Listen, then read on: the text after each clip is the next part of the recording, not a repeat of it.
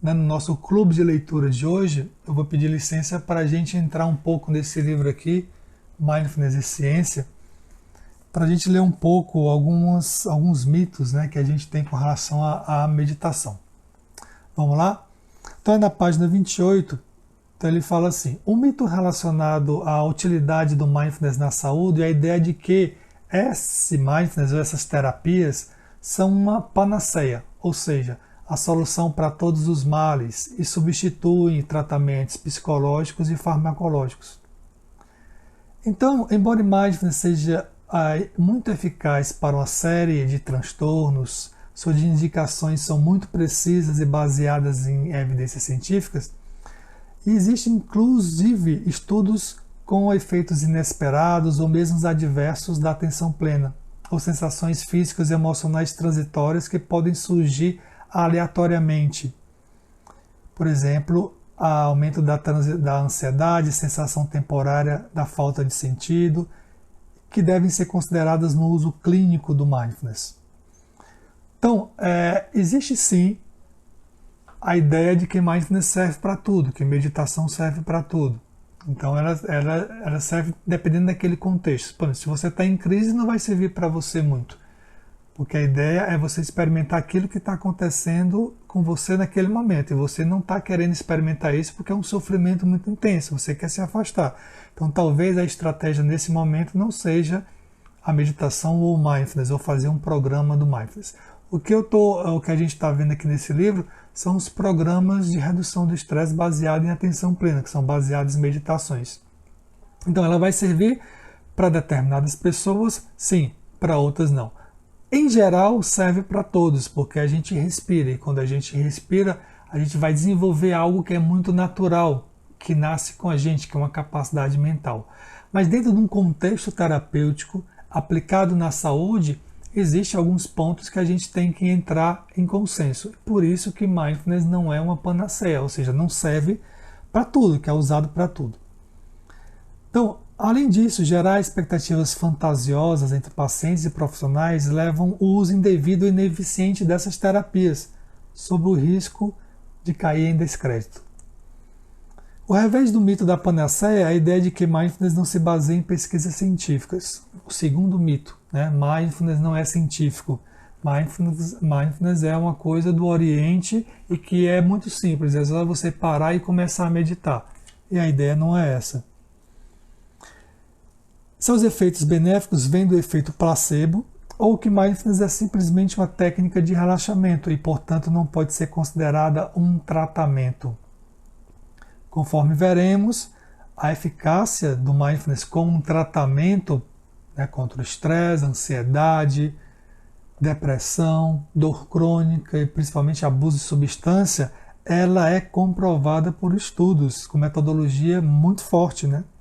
Ensaios clínicos, que é o chamado padrão ouro da ciência, e controlados e randomizados, e tudo isso é investigado, todas essas pesquisas, depois elas são agrupadas e investigadas no que a gente chama na ciência de meta-análise, né? Artigos de revisão de meta-análise. Por isso que o Mindfulness tem esse rigor científico bem apurado, né? Porque ele passa por esse crivo da ciência, e o crivo da ciência mostra que, apesar de entrar dentro de procedimentos científicos que são bastante rigorosos, as propostas, né, da terapia do Mindfulness, ela funciona assim como um tratamento geralmente adjuvante. Ela geralmente é empregada junto com o tratamento que você está fazendo, tá? Então, a minha discussão aqui com vocês nesse momento é a terapia, o Mindfulness como uma terapia, como um tratamento que vai complementar aquilo que você está fazendo. Então, dizer que o Mindfulness ele é um placebo ou um relaxamento é fazer com que, como ele está falando, você vai entrar em descrédito, mas que você desconhecer os mecanismos de ação dele dentro do nosso organismo, dentro do nosso cérebro, dentro da nossa fisiologia. O relaxamento ele tem uma forma de atuar, e o efeito placebo também tem outra forma de atuar. Primeiro, que não é uma panaceia, depois, que não é científico. Outro preconceito e frequente é a ideia de que mindfulness está ligada à cultura oriental e, portanto, os ocidentais teriam dificuldade em praticá-la. Ou, seguindo o mesmo raciocínio, que a prática de mindfulness está ligada à filosofia budista e, desta forma, não seria adequada a pessoas de outras religiões. Embora mindfulness tenha claramente uma raiz nas técnicas meditativas budistas, as terapias baseadas em mindfulness estão adaptadas ao contexto cultural ocidental, desprovidas de qualquer conotação religiosa. Por exemplo, programas clássicos de mindfulness como a redução do estresse baseada em mindfulness, terapia cognitiva baseada em mindfulness, não há qualquer referência à filosofia ou à religião. Além disso, todas as técnicas são simples e de fácil acesso a pessoas de todas as culturas e religiões, sem restrições étnicas ou religiosas. Então, nessa parte aqui, os autores eles contra-argumentam o mito ou o preconceito de que mindfulness está ligado a alguma religião, apesar de ter raízes na filosofia budista. Então, para entrar e para ser aceita dentro da corrente médica ou corrente científica ocidental, ela precisa passar por um jargão secular que faça com que os profissionais entendam e também as pessoas que buscam esse tipo de prática como um recurso de tratamento, elas possam se engajar, porque senão existe o afastamento dessas pessoas. Vamos lá então. Então ele diz que também a oriental eu tenho dificuldade em praticar, é difícil, porque é para as pessoas que têm mais contato com isso, estão mais abertas para isso. Não, tem técnicas simples. E a outra coisa ele fala com relação à postura. Eu tenho que ficar com a postura de yoga, né? Aquelas pernas em lótus, pernas cruzadas. E não é isso. A postura ou posição corporal, durante as técnicas meditativas utilizadas nas práticas formais de mindfulness, é outro tema que pode gerar confusão. Então, só nessa linha aqui, para você entender, existe uma nomenclatura que é própria do programa de atenção plena, que quando você entra dentro do processo, você é então capacitado com esse idioma. Então, vamos supor que você vai aprender um novo idioma quando você entra dentro do programa de mindfulness, porque ele é bastante vivencial e para a gente não se perder ou intelectualizar muito a coisa, a gente precisa ter um conhecimento de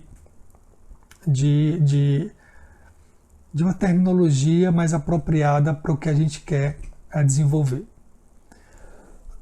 Conforme mencionamos, tais técnicas são praticadas em posturas e posições simples e acessíveis, inclusive a pessoas com algum tipo de incapacidade física. A principal orientação é manter o conforto e a estabilidade corporal enquanto sentado no chão ou cadeira ou deitado no colchonete, sem qualquer necessidade de permanecer imóvel o tempo todo ou de colocar-se em posição de lótus ou semilótus. Então a ideia não é que você se torne um exímio meditador. A ideia é que você aprenda formas diferentes de lidar com o seu problema de saúde no caso específico.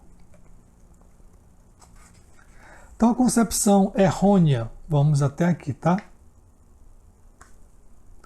Um outro mito. Então, o mito de que é uma prática relacionada ao budismo, é uma prática ligada à religiosidade. E o que a gente está dizendo aqui, o livro está dizendo, os autores estão dizendo que não. Tem uma proposta secular, ela é embasada toda no arcabouço conceitual de terapia, no caso de terapias cognitivas, ou da teoria do estresse, no caso da redução do estresse baseada em mindfulness. Todas elas aceitas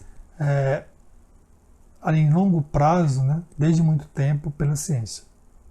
A concepção errônea de que a prática de mindfulness permitirá limpar a mente ou deixar em branco, ou que mindfulness é um estado de transe envolvendo dissociação, perda de controle, ou que é um estado de desconexão ou distanciamento do exterior.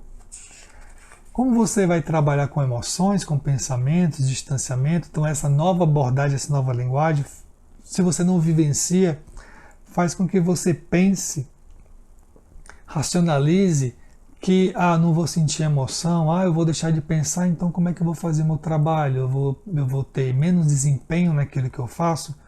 e também causa um distanciamento de você de um engajamento maior.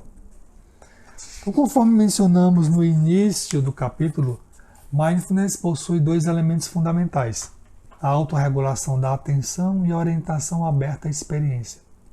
Consequentemente, quando orientamos nossa atenção à experiência do momento com atitude de abertura, fazemos o mesmo com nossas emoções e pensamentos.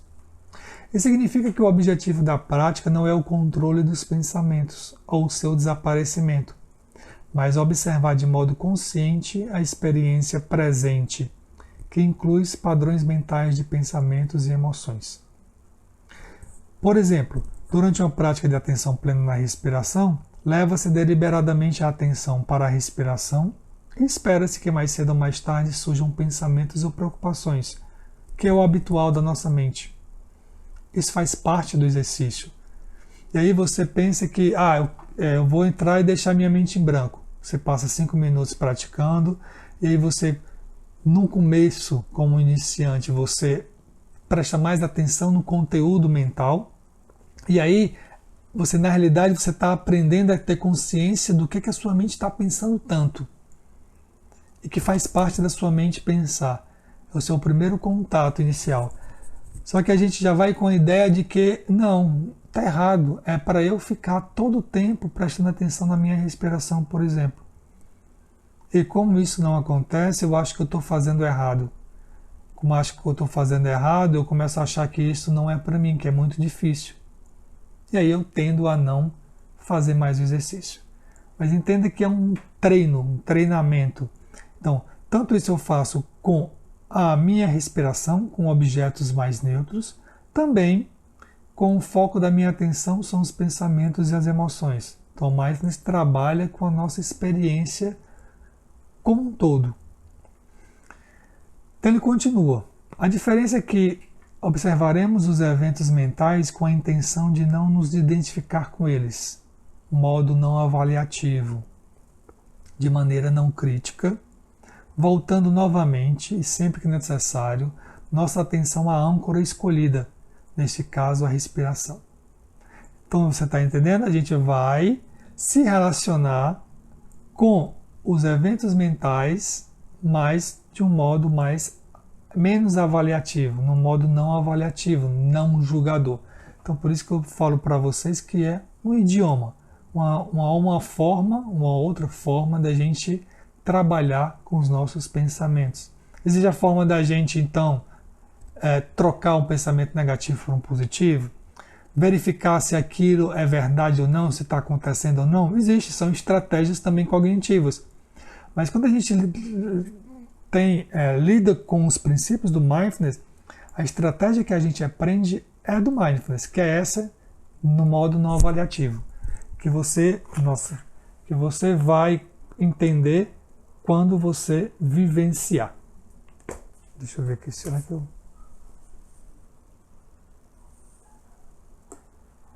Que você vai entender quando você vivenciar. Então, para a gente finalizar, em resumo, não se espera que a mente fique em branco, e sim que observemos, sem julgar, nossos próprios eventos mentais. Dessa forma, é um erro dizer que Mindfulness é um estado de transe, de dissociação ou desconexão com a realidade, já que trata exatamente do contrário. O objetivo final é estar totalmente presente e consciente da realidade que se apresenta a cada momento. Então, esse texto aqui, né, desse livro, Mindfulness e Ciência, da Tradição à Modernidade, da Palas Athena, recomendo, se você gosta da linha científica, né, essa explicação mais científica de por que os programas de atenção plena funcionam. Então, a gente falou um pouco dos mitos e preconceitos do Mindfulness. A gente falou da questão do Mindfulness, que não é uma panaceia, que o Mindfulness ela está embasado cientificamente, não está relacionado ao efeito placebo, não está relacionado a apenas ser um relaxamento, que o Mindfulness não está relacionado a nenhuma religiosidade, a nenhuma espiritualidade, algo relacionado à religião, e sim, toda a linguagem ela foi traduzida e desenvolvida para que seja algo secular.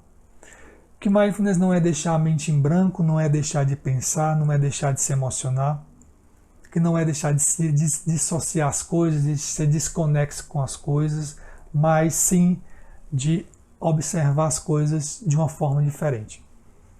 Ou seja, com atitudes mentais próprias desse modo mais consciente, que a gente aprende durante todo um programa de redução do estresse.